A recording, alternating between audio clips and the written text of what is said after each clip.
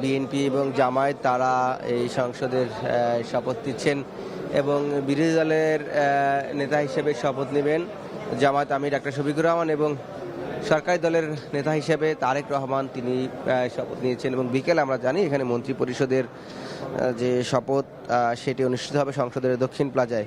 এবং এখন যে বিষয়টি হয়েছে যে আমরা সকাল থেকে জানানোর চেষ্টা করছিলাম বা এটি আলোচনায় ছিল, নির্বাচন কমিশনের পক্ষ থেকে জানানো হয়েছিল যে দুটি শপথ নির্বাচন কমিশন নিবে, তারা করাবে, সেটি হচ্ছে সংসদ সদস্যদের এবং সংবিধান সংস্কার পরিষদ যেটি করা হয়েছে জুলাই সনদের ভিত্তি করে এবং গণভোটে যেহেতু হা জয়যুক্ত হয়েছে সেই জায়গা থেকে কিন্তু বিএনপির পক্ষ থেকে জানানো হয়েছে যে তারা আসলে যেটি সংবিধান সংস্কার পরিষদ সেই শপথটি তারা নেবেন না। এবং সেখানে বিএনপির স্থায়ী কমিটির সদস্য সালাউদ্দিন আহমদ তিনি ব্যাখ্যা দিয়েছেন। তিনি বলেছেন যেহেতু এটি সংবিধানের তৃতীয় তফসিলে এই কারা শপথ পড়াবেন সেই বিষয়টি উল্লেখ নেই এবং এই সংবিধানে সংস্কার পরিষদের কোনো উল্লেখ নেই, সেই জায়গা থেকে তারা আসলে শপথ নেবেন না এবং তারা এটিকে অসাংবিধানিক বলছেন।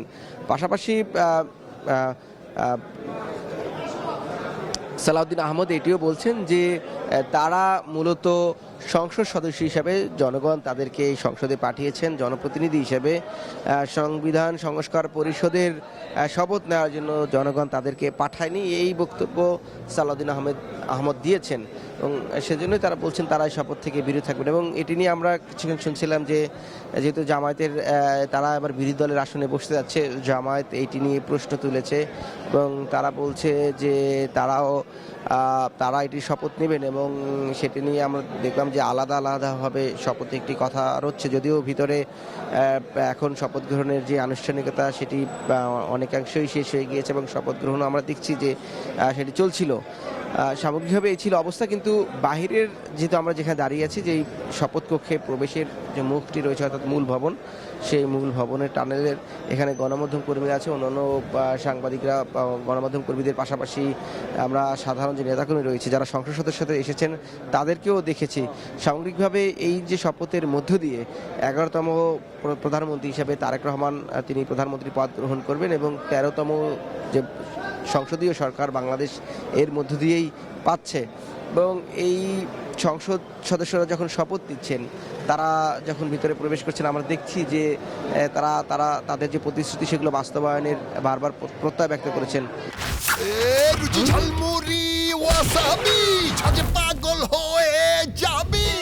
আমরা এই মুহূর্তে দেখছি যে জামায়াত ইসলামের নায়েবে আমির আব্দুল্লাহ মোহাম্মদ তাহের তিনি ভিতরে প্রবেশ করেছেন। কিছুক্ষণ আগে জামায়াত আমির ডাক্তার শফিকুর রহমান তিনি ভিতরে প্রবেশ করেছেন। জামায়াতের অন্যান্য যারা নেতা রয়েছেন এবং যারা এই সংসদ সদস্য নির্বাচিত হয়ে এসেছেন তাদেরকে আমরা একে একে ভিতরে প্রবেশ করতে দেখেছি এবং আমরা দেখছি যে গণমাধ্যম তিনি একটি কথা বলবেন কিনা, তাহলে আমরা সেটি শোনানোর চেষ্টা করব। এবং দেখছিলাম যে এখানে আইনশৃঙ্খলা বাহিনী তারা এই আইনশৃঙ্খলা পরিস্থিতি মোকাবেলা করতে এক ধরনের হিমশিম খেতে হচ্ছে এবং সকালে যে অনাকাঙ্ক্ষিত ঘটনা ঘটেছে যখন যেটি খেজুর বাগান গেট অর্থাৎ মণিপুরি পাড়া গেট হিসেবে পরিচিত, সেই গেটে নেতাকর্মীরা যারা দাঁড়িয়েছিল সেই গেটের মধ্যে আমরা দেখেছি যখন নেতাকর্মীদের সাথে সাধারণ মানুষও অর্থাৎ এই সাধারণ কর্মী সমর্থকরা তারা ঢুকে পড়েছিল সংসদ সদস্যদের সাথে এবং এরপর থেকেই এখানে আইন শৃঙ্খলা আরও বেশি জোরদার করা হয়েছে। যদিও কয়েক স্তরের শপথ নিয়ে তারা নিয়েছে এবং বিকেলে এই সংসদের দক্ষিণ প্লাজায় যেহেতু মন্ত্রী পরিষদের শপথ হবে এবং আমরা জানি ইতিমধ্যেই বিএনপির পক্ষ থেকে জানানো হয়েছে, তারা বিভিন্ন নীতি নির্ধারণী পর্যায়ের নেতারা বলেছেন যে তারা একটি ছোট মন্ত্রিসভা এবার গঠন করতে যাচ্ছেন। সেই জায়গা থেকে 30 থেকে 35 সদস্যের মধ্যে একটি মন্ত্রিসভার আভাস তারা দিচ্ছেন। যদিও চূড়ান্ত মন্ত্রিসভায় কারা কারা মন্ত্রী তালিকায় আছেন সেইটি হয়তোবা জানা যাবে, শপথের সময় জানা যাবে, কিন্তু অনেকের নামেই আলোচনা রয়েছে। বিশেষ করে বিএনপির স্থায়ী কমিটির প্রায় সব সদস্যরাই মন্ত্রী পরিষদে তাদের জায়গা হবে বলে ধারণা করা হচ্ছে বা দলের মধ্যেও এটি আলোচনায় রয়েছে। এছাড়াও অনেক তরুণ মুখ বা বিএনপি জোটের সাথে যারা নির্বাচন করেছে, বিশেষ করে গণ অধিকার পরিষদ বিজেপি অর্থাৎ আন্দালিব রহমান পার্থের যে দলটি রয়েছে, গণসংহতি জোনায়েদ সাকি, তাদেরকেও বিভিন্ন মন্ত্রণালয়ের দায়িত্ব দেয়া হতে পারে এই আলোচনায় রয়েছে। এছাড়া বিএনপির মধ্যে অনেক তরুণ সংসদ এবার যারা ছাত্র জীবনে ছাত্রদল করে এসেছেন কিংবা তরুণ সংসদ এবার তারা সংসদে যাচ্ছেন, এরকম অনেকেই এবার মন্ত্রিসভায় জায়গা পেতে পারেন বলে এই আলোচনা রয়েছে। সেটি হয়তো পরবর্তীতে জানা যাবে। এবং আপনারা জানেন যে সাধারণত এই যে শপথ গ্রহণ যেটি হয় সেটি সংসদ সদস্যদের শপথ রাষ্ট্রপতির পড়ানোর কথা রয়েছে ছিল, কিন্তু এবার পরিবর্তিত পরিস্থিতিতে আমরা দেখছি যে সেখানে নির্বাচন কমিশনার পড়ান, যেহেতু এটি দুঃখিত বলছিলাম যে স্পিকারের পড়ার সাধারণত সংসদ সদস্যদের যে শপথ সেটি স্পিকার পড়ান, কিন্তু এবার যে পরিবর্তিত পরিস্থিতি সেই জায়গা থেকে নির্বাচন কমিশন এখানে শপথ পড়াচ্ছেন। এবং এই নির্বাচন কমিশনের আবার সংবিধান সংস্কার পরিষদ, যেটি এখন বিএনপির পক্ষ থেকে জানানো হয়েছে যে তারা এই শপথটি নেবেন না, তাদের পক্ষ থেকে অর্থাৎ এই শপথটিও নির্বাচন কমিশনের পড়ানোর কথা ছিল। এবং মন্ত্রী পরিষদের যে শপথটি রয়েছে সেটি মূলত রাষ্ট্রপতি পড়াবেন। এবং আরেকটি বিষয় আমরা দেখছি যে এটি সাধারণত যেহেতু 12 ফেব্রুয়ারি নির্বাচনটি হয়েছে এবং গেজেট প্রকাশের 3 দিন পর 3 দিনের মধ্যে একটি শপথের বাধ্যবাধকতা ছিল, সেখানে মূলত এই শর্তটি ছিল যে যিনি স্পিকার তিনি এই সংসদ সদস্যদের শপথ পড়াবেন। যেহেতু গেজেট প্রকাশের 3 দিন পার হয়ে গেছে, এরপরেই মূলত এই শপথ গ্রহণের কাজটি নির্বাচন কমিশন তারা সম্পন্ন করছে। এবং আপনারা ইতিমধ্যেই জানেন বা এর আগেও জানানোর চেষ্টা করা হয়েছে, এই মূল যে সংসদ ভবনটি রয়েছে যেখানে অধিবেশন কক্ষ, সেই অধিবেশন অর্থাৎ যেই ভবনে অধিবেশন কক্ষটি রয়েছে সেই ভবনে একটি শপথ কক্ষ রয়েছে আলাদা, সেখানে শপথ গ্রহণ অনুষ্ঠান সম্পন্ন হচ্ছে। এবং সংসদ সচিবালয়ের ঊর্ধ্বতন কর্মকর্তারা যেমন এখানে উপস্থিত রয়েছেন, সদস্যরা তো আছেনই, এছাড়া সংসদ সচিবালয়ের যারা ঊর্ধ্বতন কর্মকর্তা রয়েছেন তারাও এই শপথ গ্রহণের সময় অনুষ্ঠানের সময় উপস্থিত থাকেন। এবার যারা নির্বাচিত হয়েছেন তারা দাবি করছেন বা তাদের একটি প্রত্যাশার জায়গা এটি যেটি কার্যকর সংসদ এবার হতে যাচ্ছে।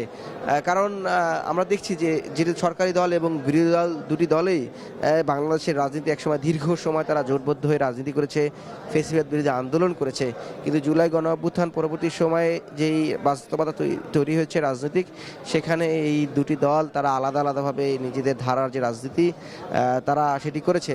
এবং ভোটেও তার যে প্রভাব বা ছাপ সেটি আমরা দেখেছি।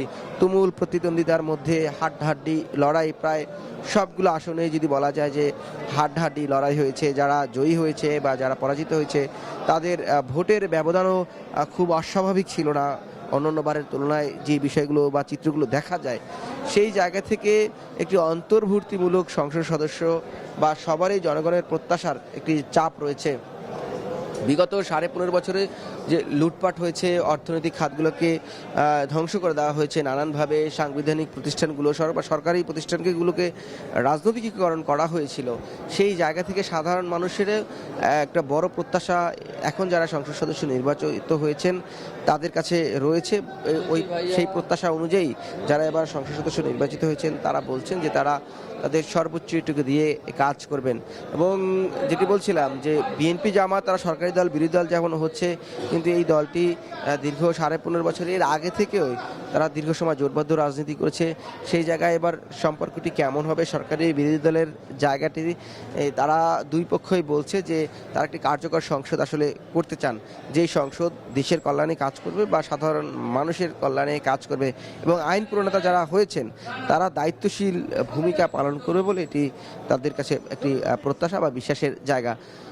এর পাশাপাশি আরেকটি বিষয়, যারা সাধারণ মানুষ রয়েছে বা আমরা যখন এখানে সংবাদ সংগ্রহের জন্য আসি, সাধারণ যারা দলের কর্মী সমর্থক রয়েছে তাদের মধ্যে একটি আগ্রহের জায়গা আছে যে তারা যাদেরকে সংসদ সদস্য করে নির্বাচিত সংসদে পাঠিয়েছেন প্রত্যেকজন সাংসদ তারা যেই প্রতিশ্রুতি দিয়ে ভোটে জয়ী হয়েছেন তারা সেই প্রতিশ্রুতিগুলো বাস্তবায়ন করবেন। পাশাপাশি যারা বিরোধী পক্ষ ছিল অর্থাৎ ভোটে যাদের সাথে প্রতিদ্বন্দ্বিতা করেছেন তারাও যে ইশতেহার জনগণের সামনে দিয়েছিলেন বা জনগণকে যে প্রতিশ্রুতি দিয়েছিলেন সেই প্রতিশ্রুতিগুলো নির্বাচিতরা সেটি পালন করার চেষ্টা করবেন বা সেগুলোকেও গুরুত্ব দিয়ে বিবেচনা করে জনকল্যাণে কাজ করবেন। এবং তরুণদের সমন্বয়ে যেহেতু সংসদ গঠন হচ্ছে, এবার তরুণদের আধিক্য থাকবে, একটি লক্ষণীয় উপস্থিতি, সেই জায়গা থেকে সবাই একটি সৌহার্দ্যপূর্ণ রাজনৈতিক সংস্কৃতি চালু করবে। এবং বিএনপির অনেক সাংসদের সাথে আমরা কথা বলেছি, তারা যখন ভিতরে প্রবেশ করেছে গণমাধ্যমে কথা বলার সময় তারা বলছেন যে তারা বাংলাদেশের রাজনীতি একটি সুস্থ ধারায় ফিরিয়ে আনতে চান। অতীতে সংসদে যে ধরনের কাদা ছড়াছড়ি বা বিদ্বেষমূলক পরিস্থিতি তৈরি হয়েছিল, সেই জায়গা থেকে যেন সংসদ সদস্যরা নিজে যেমন বেরিয়ে আসতে পারে বা সংসদকেও বের করে আনতে পারে, এই প্রত্যাশা তাদের মধ্যে রয়েছে এবং এই প্রচেষ্টাও তাদের মধ্যে রয়েছে। পাশাপাশি তাদের মতভিন্নতা থাকলেও তারা বলছেন যে মতভিন্নতাই মূলত গণতন্ত্রের সৌন্দর্য। যেহেতু এই সংসদ ভবন হচ্ছে গণতন্ত্রের সর্বোচ্চ স্তরের জায়গা, এখানে জনপ্রতিনিধিরা তারা বসেন, জনগণের জন্য আইন প্রণয়ন করবেন, জনগণের উন্নয়নের জন্য এখান থেকেই বরাদ্দ হবে। এবং বিশেষ করে এবারের সংসদ যেহেতু দুকক্ষ বিশিষ্ট হতে যাচ্ছে, বাংলাদেশে এক কক্ষ বিশিষ্ট সংসদীয় সরকার ব্যবস্থা থেকে এবারেই এই দ্বিকক্ষ বিশিষ্ট সংসদীয় ব্যবস্থা চালু হতে যাচ্ছে, সেই জায়গা থেকে মানুষের নানান প্রত্যাশা, বিশেষ করে জুলাই সনদে আমরা দেখেছি যে গণভোট হয়েছে, 84টি সংস্কার প্রস্তাব দিয়ে সরকার গণভোট অনুষ্ঠিত করেছে এবং যার অধিক বড় একটি সংখ্যা ছিল সংবিধান সংশোধন সংক্রান্ত বিষয়ে।